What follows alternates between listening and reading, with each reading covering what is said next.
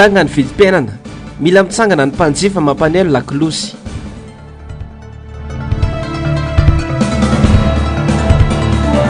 Fitondrana rajoelona, eritaona ihany ny fetra, hoy Rakoto Malalara olona.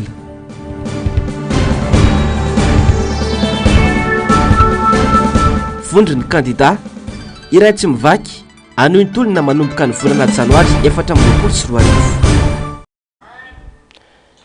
Zoma 20 Desambra 2024 fankafaliana sy ampitiavana tompoko lahy sy tompoko vavy no iarabaka anao indray amin'ity hariva ity tonga soa ianao ato anatin'ny fotoana ny fampalalambavao ny fahita lavitry ny MPS manasanao ampanajana sy ampitiavana tenako anaraka ny vavao hatramin'ny farany. Ny lafim-bavao ny fanaovan-gazety avy hatrany miorooro ny mpanao gazety ary tsy afaka manatanteraka ny asany araka ny tokony izy raha ny taona 2024 ity nojerena. Tsy voaja lalana mifeny asa fanaovan-gazety satria dia famiretana sy fampitahorana ny fepetra raisiny mpitondra fanjakana. Mafy araka izany ny fanatanterahany mpanao gazety iray ny asany amin'ny taona ho avy ary ahina mpitombo ny tsirariny misy eto amin'ny firenena izany fanatadiana nataony avitra sonlehibe sy mbola afa-tsara. Ny zon'olombelona nosoniavana ny 10 Desambra 2017 ao amin'ny 9/7 no manome fahalalana maneho hevitra sy ny asa fanaovan-gazety ary mbola mafisiny 9/10 ao anatin'ny lalam-pandrenona malagasy zany.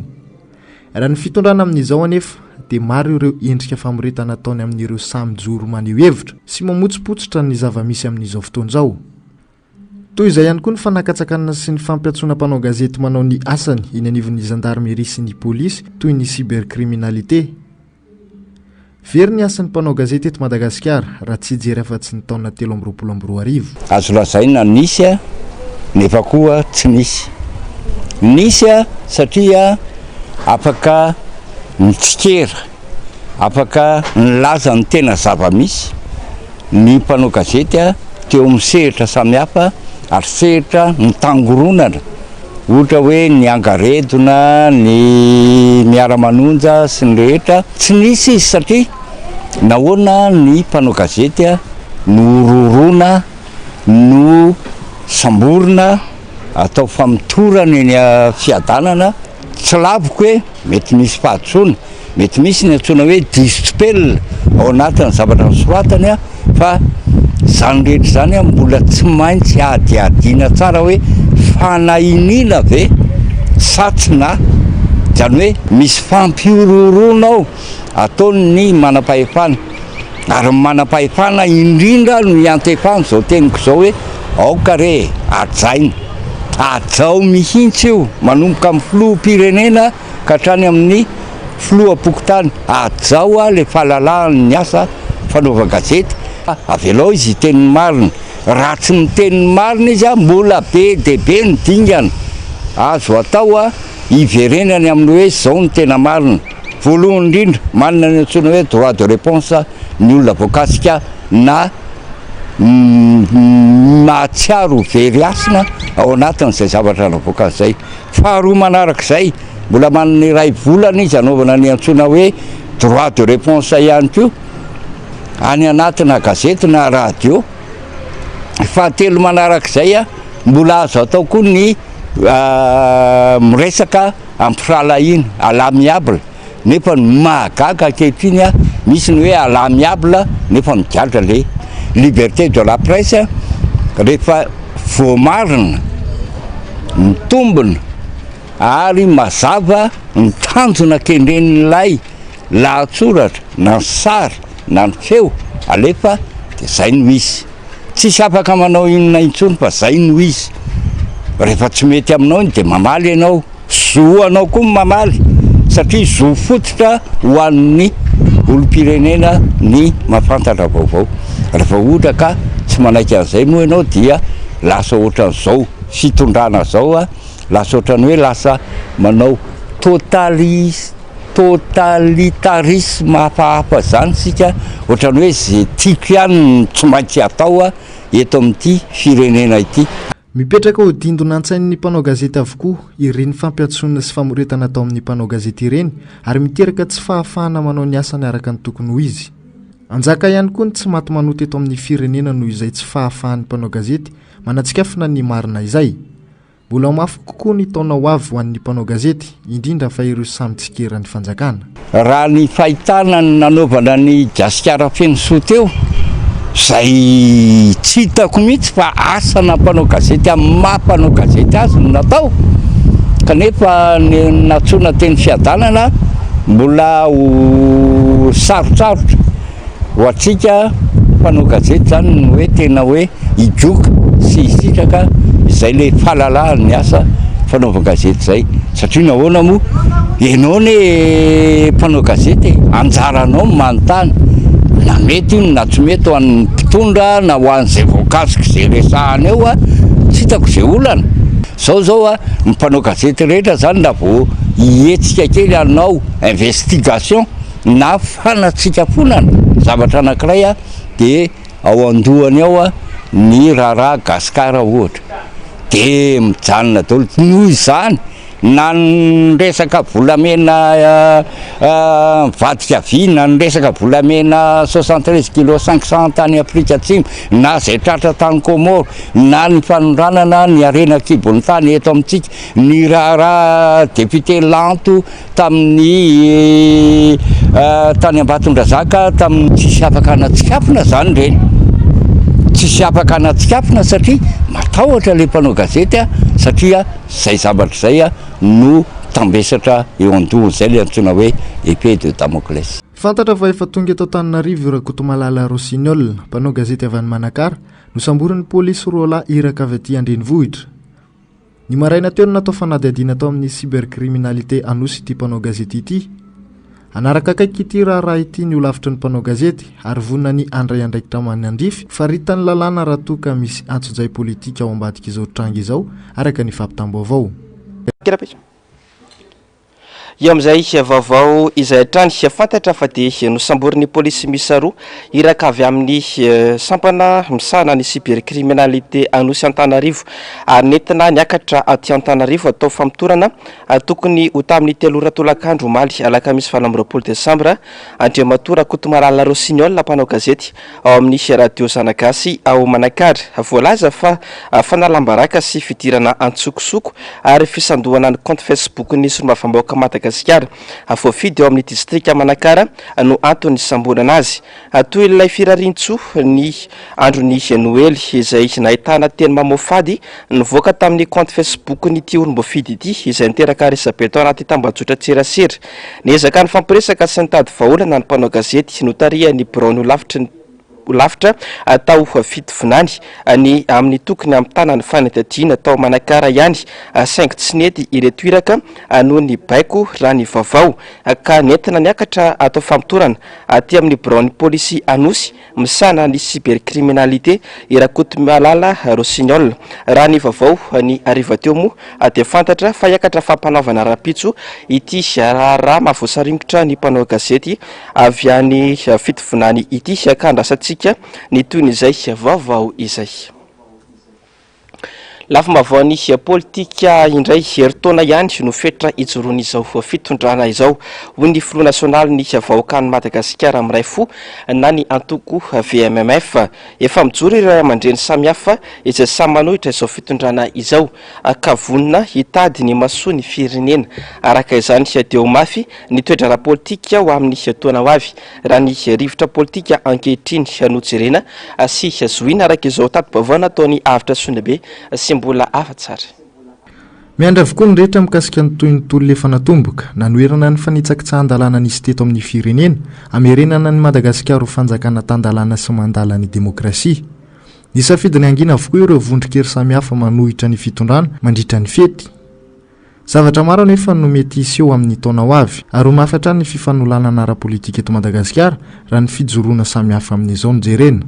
Ny zavatra misy moa dia hoe ampahendrena daholo nanoerana ny zavatra nisy hatramin'izay tsy fantatsika hoe ahoana nisy rapitsa ahoana nisy afaka pitsoka ho anay manokana zany VMMF dia manay ny sininy tsy filaminana eto amin'ny tany sy ny firenena izay ao afarafara ao ary mitazona izay tenina izay tao alohan'ny fifidianana ary ao afara ny fifidianana ary indrindra tao anatiny izao fametrarana izao atao hoe filoko mpisoroka zao ngamana tsy mihoatra ny ray taona efa niteny an'izany tao amin'ny teleravavy anankiray tsy oatra ny ray taona zao fitondrana zao dia eo tsika mahita nytoiny vaolany iray mety hitondrana fanovana eto Madagasikara ny fifampiresahana takin'ny hery maro tsy mitondra makaiza kosa nefa izany raha ho tombontsoan'olom-bitsy fotsiny ihany ny fifampetsona amin'ny latabatra boribory amiko manokana raha tsy mitondra tombontsoa ho an'ny vahoaka maro anisa sy miverina amin'ny souveraineté ny malagasy ny gasikara dia za mino fa tsy lamina fitondrana ny orona sy naorina tamin'ny alabato ny taona 2024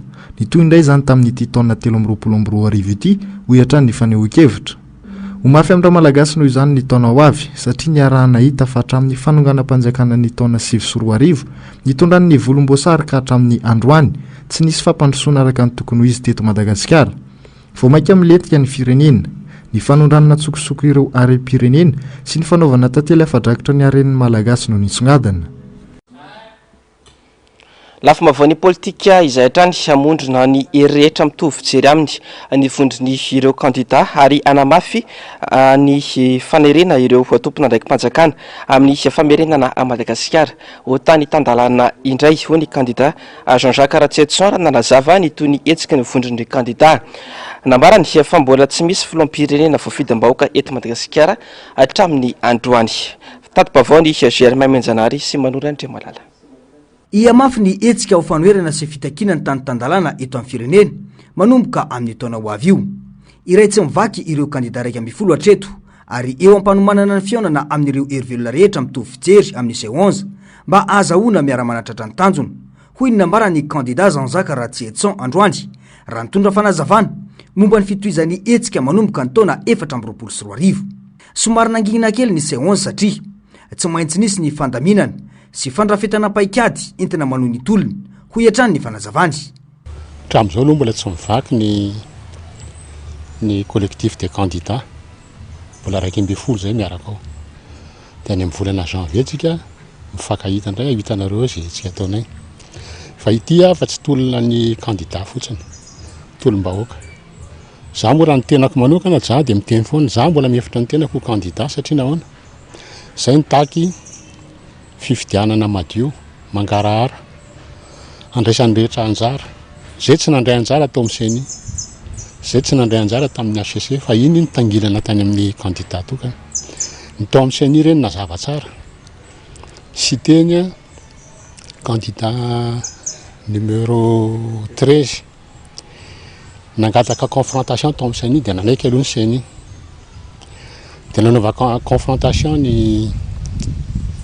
procès verbal mitovy saingy le chiffre misoratra any amin'le manaovana décompte tsy mitovy amin'le procès verbal natao voalohany tsy mitovy natao faharoa tsy mitovy dia niala ny seny tsy netona confrontation dikan'izay nahoana ny procès verbal mitovy fa ny chiffre tiandralahy atao any amin'ny fanaovana décompte izy tiany nanaovana azy zay zany tsy manaiky za aloha tsy manaiky an'izay zay collectif des candidats nijorony hatramin'ny farany dia zay vao manomboka ange io raha nga miseho azy hoe lany io dia fa manitsakitsaka lalam-panorenany tsy manana zo-pirenena malagasy izy zay nangataka hoe avoay certificat anao ho jerevanay iza ny olona nasa nanome azy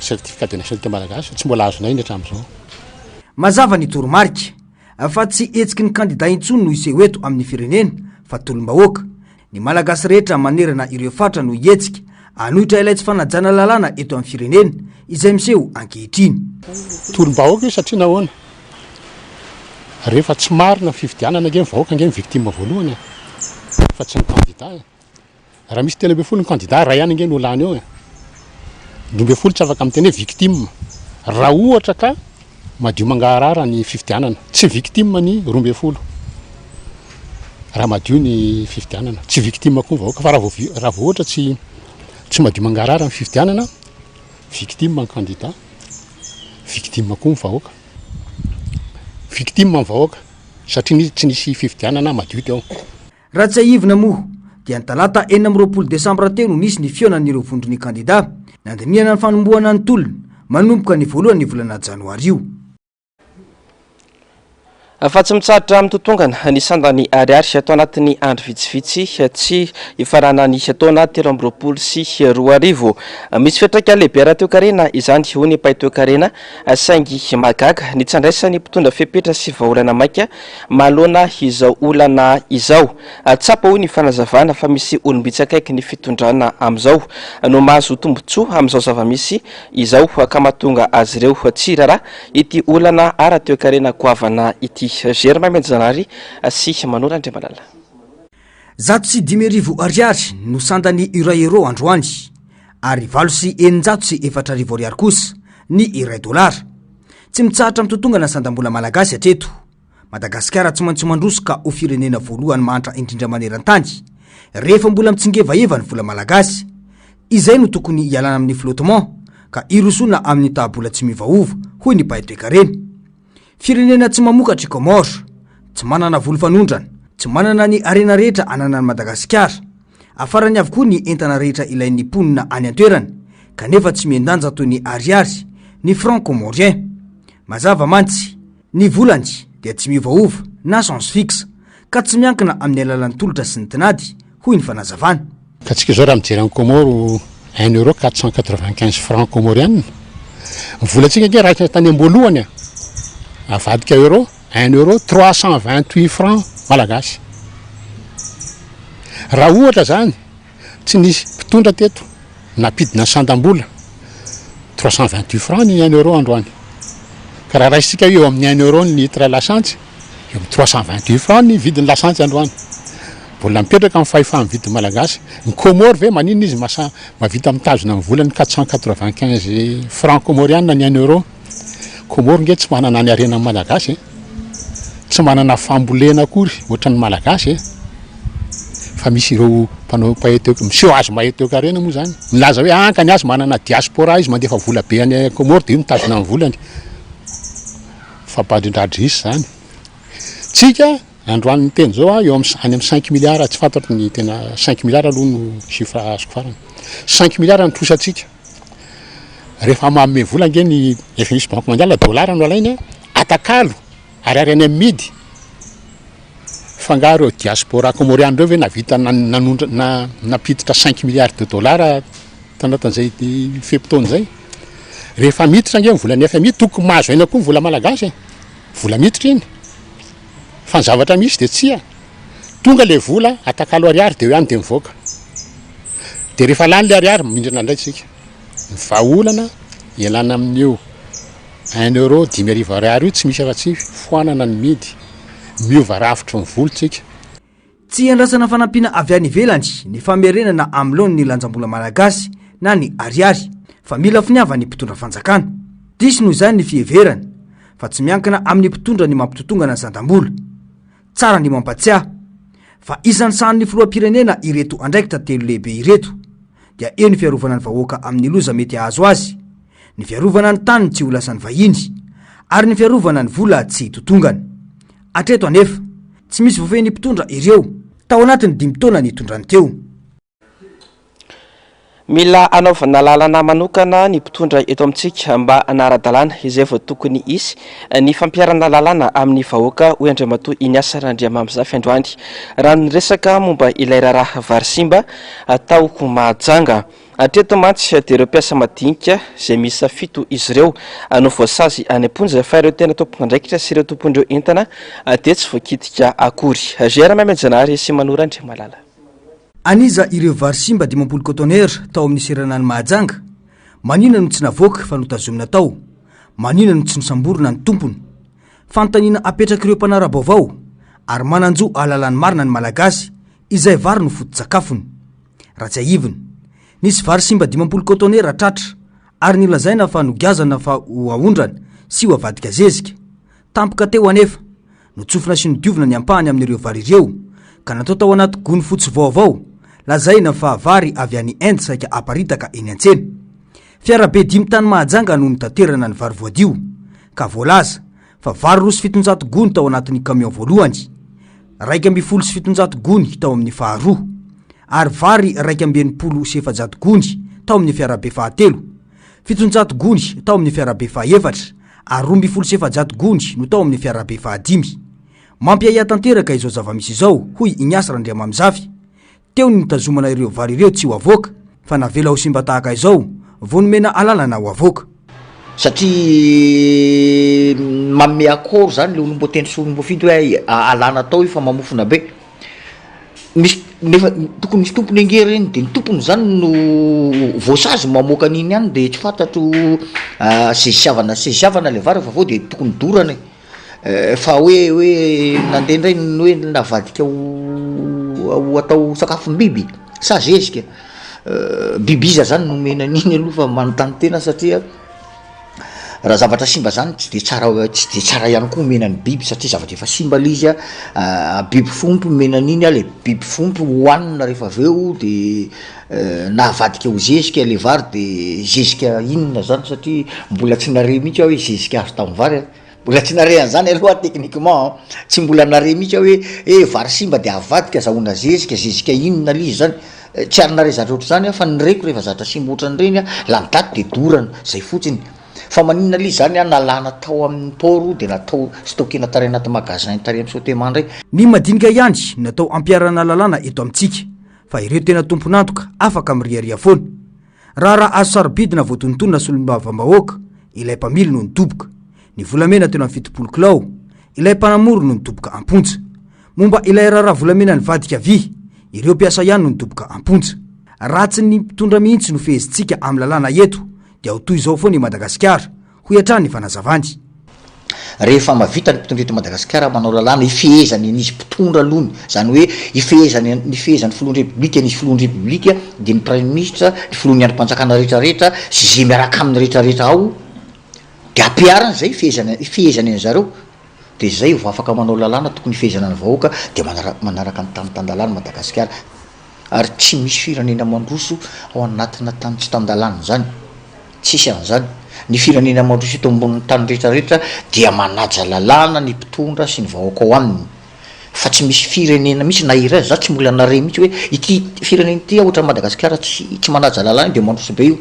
Raha ny vaovao hatrany dia fantatra fa nazahoan-dalana ny anodina ireo vary mbola azo avadika ho zezika no nomena ny tomponentana fa tsy fanadiovana ireo vary. Nanomboka ny alarobia 20 Desambra 2024 ny asa momba izany no izao nandrasana fepetra fampitsarana rehefa tratra fanodiovana tamin'ny milina ireo vary ka nokasaina naparitaka teto amin'ny tsena anatiny tsy fantatra na amidy na omeny kanefa vary simba tanteraka no navadika tao anaty gony vaovao nolazaina fa vary tsara avy any Inde. Raha ny vaovao hatrany dia ny taona 724 no tonga tao amin'ny seranatsambo ny Mahajanga ireo vary 10 kotonera nafarana ireo. Ny safidiny amela ireo vary ireo ka tsy naka izany ireo orinasa mpanafatra noho ny antony manokana mbola tsy fantatra. Mariny fa olona misy safito no nitanana amponja vonjomaika ao amin'ny fonjany Marofoto Mahajanga no ity raharay ity. Araka izany rehetra izany de tena maraha tanteraka ny sosialim-bahoaka malonda ny fiakarany vidim-piainana isan'andro mitazapotsina nefa fa tsy mitondra vahaolana maritra ny fitondram-panjakana na maro zany fitarainana maro samihafa efa natao sosikevitra maro ihany koa no efa narosany mpanjifa mirahina ho an'ny fanjakana mba anamavanana ny fitangany vidim-piainana fa mbola tsy mipaka ao anatin'ny filany malagasy izany hatramin'ity androany ity avitra sodrabe sy mbola afa-tsara nanao fanadidina momba izay. Manodidina ny arivo ariary ny kapokambary miakatra miaraka an'izay ihany koa ny gojagoja ilaina andavanandro. Manjavozavo nefa ny politika mpanjakana amin'ny fanarenana ny sosialim-bahoaka. Ny vary ny foto-sakafon'ny malagasy maro nefa amin'izao fotoana izao no mampiena ny kapoka arotsaka na tsy mahavita amin'ny sakafo intelo isan'andro tsony noho izay fitangany vidim-piainana izay. Mikobona anaty miaro-piery ny malagasy manoloana izany.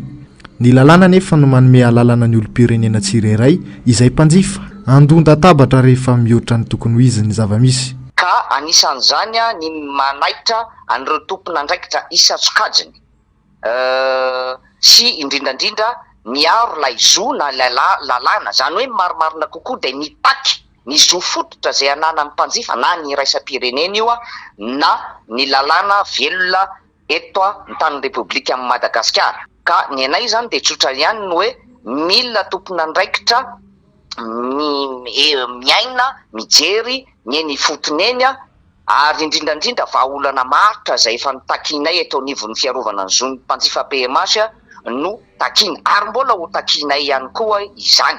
Tafakatra amin'ny 2.3 ny etralaina amin'ireo mpanafatra entana raha ny fitaranina voarain'ny PMH. Antony mahatonga ny fiakarany vidiny entana eny an-tsena ankoatra ny tsy fisian'ny fijerenan'ny tantsaha any ambanivohitra izay miantoka anjara lehibe amin'ny famatsiana vary manerina ny Madagasikara. Maro ireo sosokevitra naroso tamin'ny fitondram-panjakana fa mbola tsy hita taratra izany. Mitenenina raha misy zavatra tsy mety ary aza miankina aminay fotsiny satria zany zo fototra izy. Dia mila miteny ianao ny amin'ny zavatra tsy mety ataon'ny fitondrana. Ny mpitondra fanjakana anie isika vahoaka mpanjifa no manakarama azy ireo.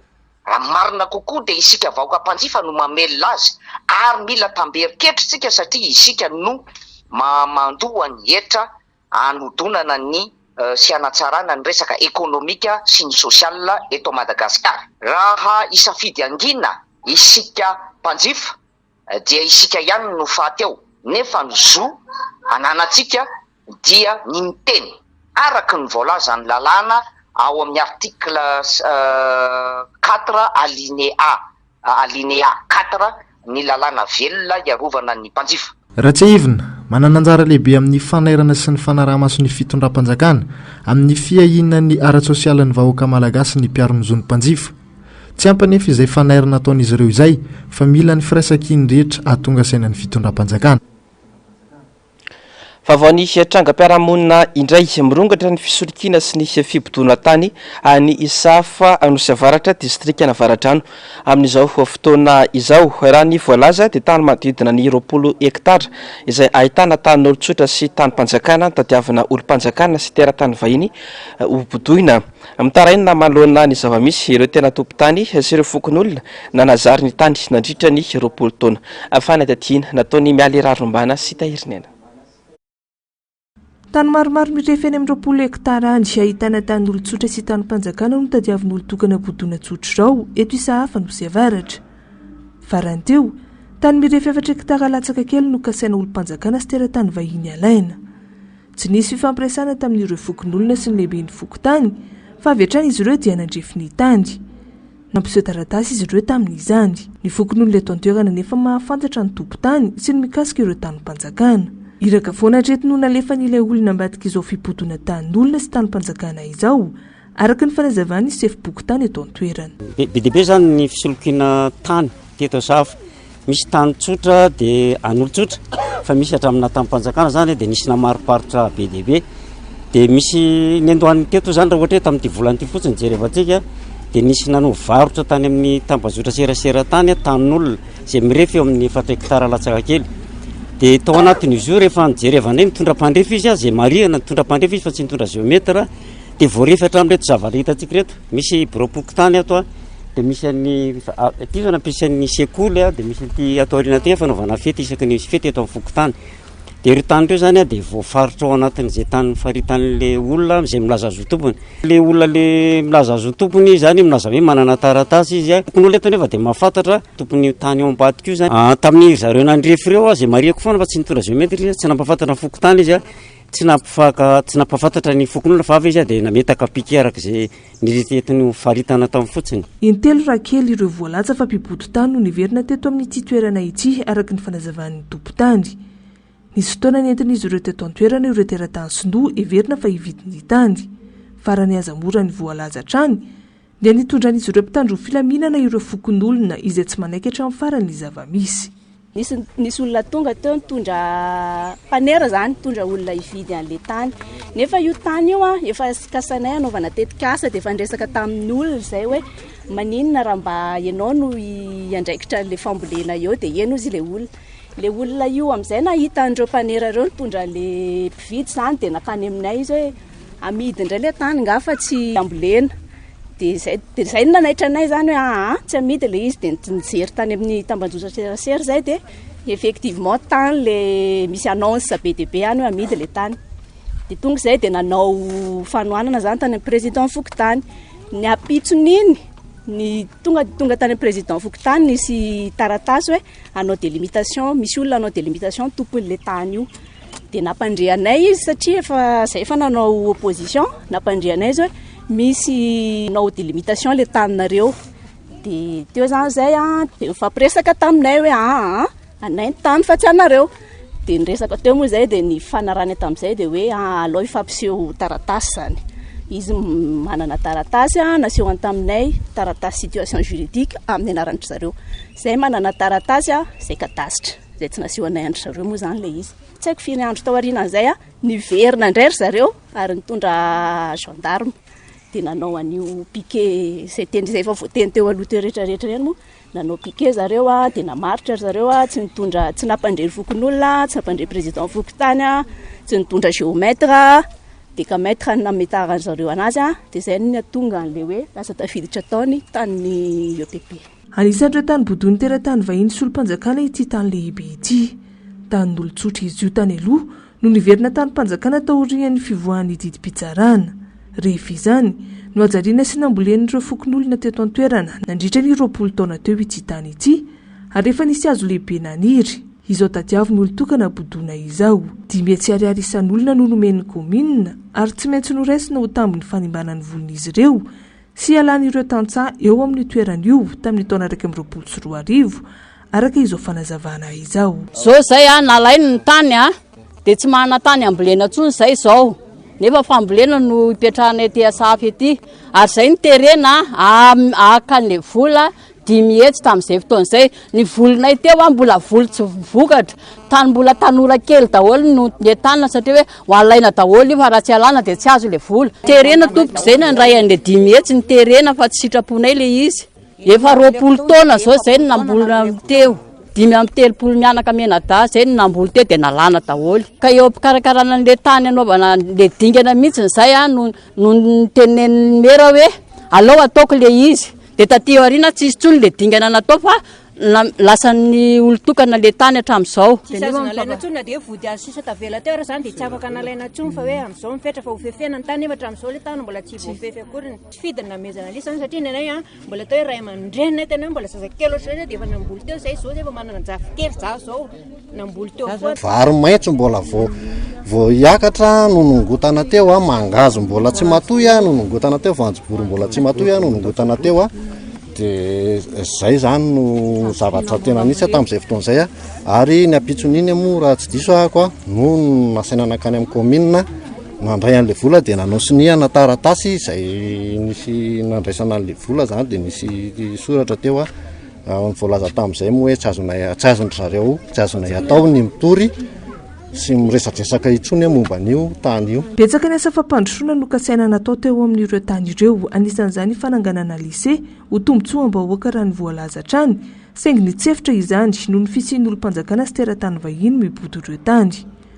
Ankoatra ny fanohanana teny amin'ny fokotany efa nametraka fitarainana teny anivon'ny médiature de la République sy fitoriana eny anivon'ny fitsarana miady amin'ny kolikoly na ny baka ireo milaza ho tompony tany sy ny fokon'olona ka andrasana izay mety ho toy ny raharaha. Niezaka ny antsony ben'ny tanàna ho anosy avaratra ireo mpanao gazety sy tonga tetỳ an-toerana hangataka fanampim-baovao mikasika ny zava-misy saingy tsy tratranto ity farany.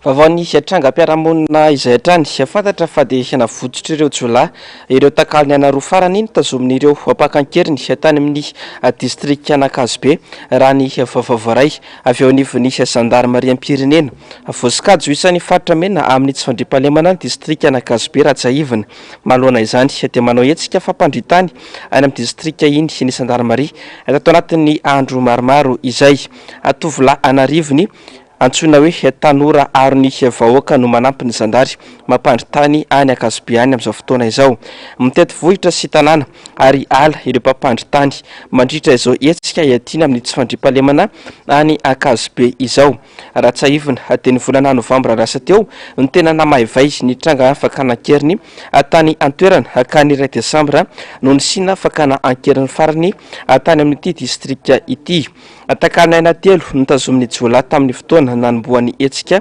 fampandrina tany araka ny tatitra nataon'ny gendarmerie hatrany olona manodidina ny 520 no efa nisamborana atao anatin'ireo hetsika ireo izay ahitana 10 sy olom-boafidy 2 misy tamin'ireo voasambotra ny fantatra fa efa nahiditra aponja vonjy maika.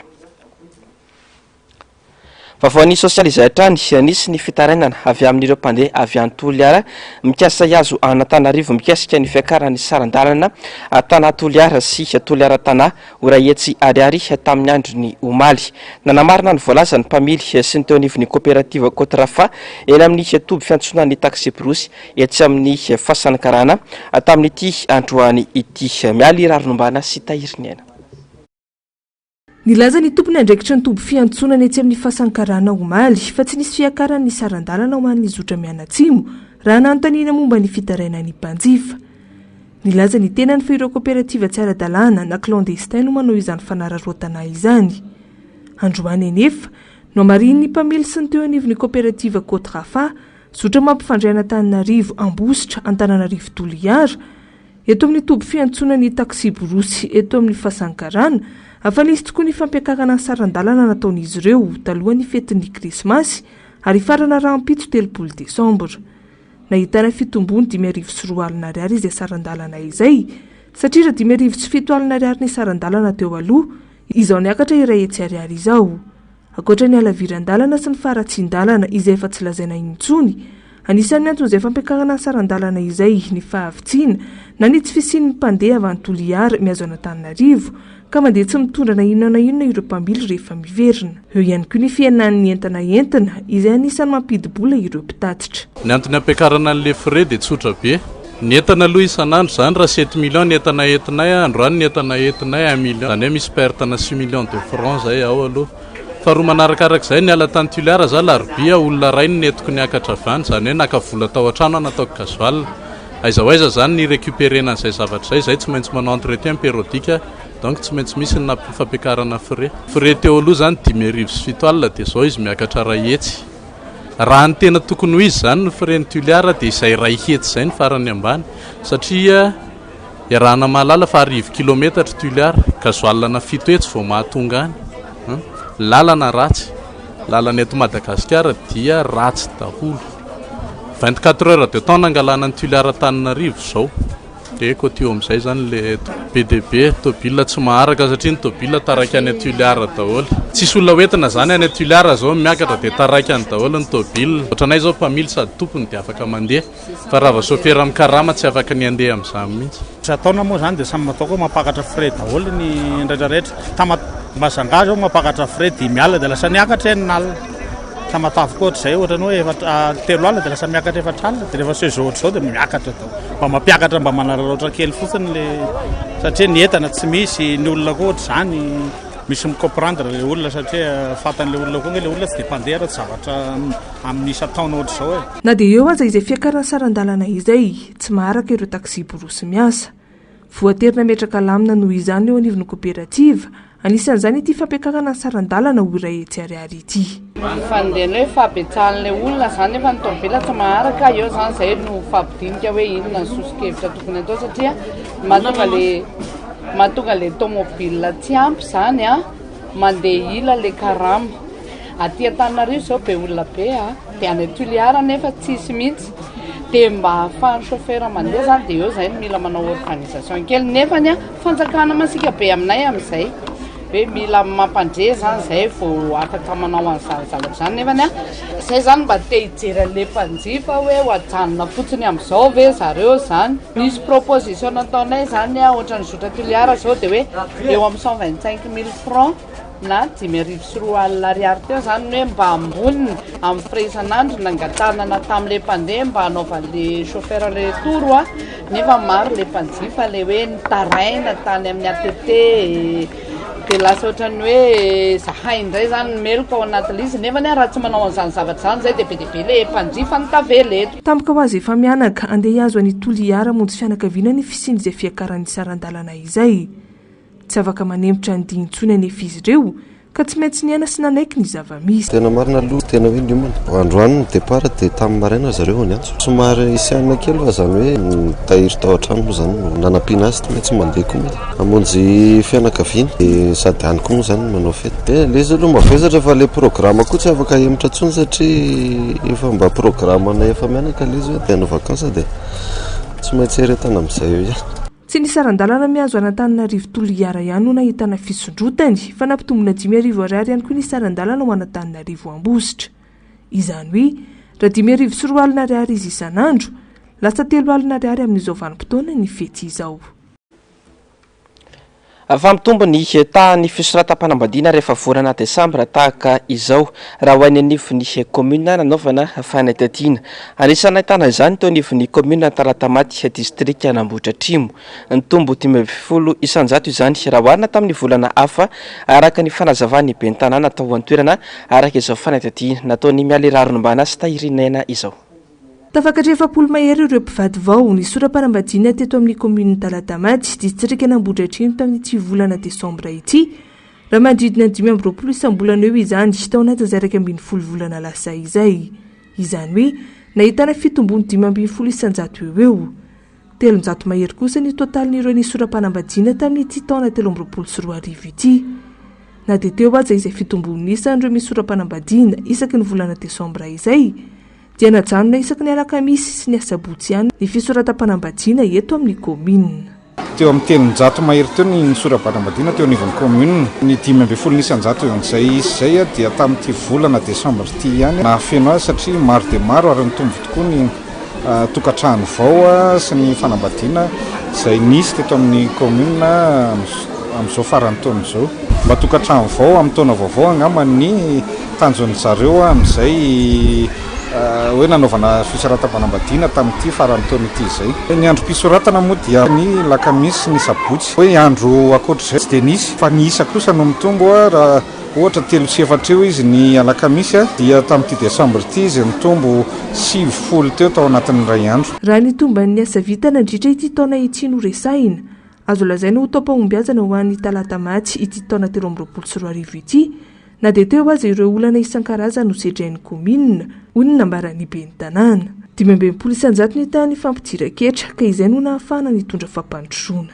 Vinavinana eo amin'ny 20,000 5,000 isan-jato eo ny tahan'ny olona nandohetra teto anivon'ny komuna Talatamaty amin'izao fotoana izao. Azo lazaina hoe nety aloha ilay izy nisy ihany koa nefa famporisihana sy fanentanana ny mponina andohan'izany etra izany sy hanatanteraka ny adidy satria raha tsisy an'izany tsy afa-mihetsika ny komuna. Azo lazaina hoe 20,000 isan-jato eo ny asa vita sy ny vinanasa izay vita ny eritreretina natao moa zany amin'izao fotoana izao. Ezaka izay teo anivon'ny fitantanana mba azona nanao sy nanatanteraka ireo asa izay nampanantenana ny vahoaka tetỳ anivon'ny komuna. Komuna Talatamaty efa ao anatin'ny fitantanam-bola ao anatin'ny trésorerie intercommunal. Azo lazaina hoe somary sakana kely amin'ny fanatanterahana zavatra atao noho ny procédure sy ny zavatra mila atao ahafahana mamoaka ny vola sy manao zavatra moa zany. Miezaka izay izao fotoana izao mba hizotra soamatsara izany famoaham-bola sy fitantanam-bola izany. Fataka ireo komuna rehetra dia nanolotra fanampiana ho an'ny mponina sahirana ao amin'ny ny komuna Nivato sy Talatamaty tamin'ity androany ity. Tanjona ny fifanampiana manoloana ny fahasarana na iainan'ny vahoaka raha ny fanazavana. Gérard Mejanary sy Manora Andrimalala. Siramamy, sira, tsaramaso, paty, biscuit sy ny sisa no natolotry ny komuna Ivato ho an'ireo mponina sahirana miisa 200 ao aminy. Teto amin'ny lapan'ny tanàna no tanterahana ny fizarana. Tanjona ny fifanampiana manoloana ny fahasahirana na iainan'ny vahoaka raha ny nambarany ben'ny tanàna. Ary mananteny zakay fa anyoriana any ireo olona nitolorana fanampian'ireo dia ireo indray no anolotra satria lanja miakatra foana izany lanja miakatra ny fiainana dia izay ihany koa moa ny taona ny mpiara-belona aminay mba hifampitsinjo ary hiezaka ihany koa ny ampitsy ny karazana olona sahirana amin'ny fampiofanana arakasa mba ahafahan'izy ireny ny velona. Ankoatra any Ivato dia nahatsiaro ireo sahirana ao amin'ny fokotany 20 ao amin'ny ihany koa ny komuna Talatamaty ka fanampiana toy ny vary, ny menaka, ny savony, ny siramamy ho an'ireo olona marefo. Teo ihany koa ny fanolorana solombody akoho ho an'ireo zokiolona.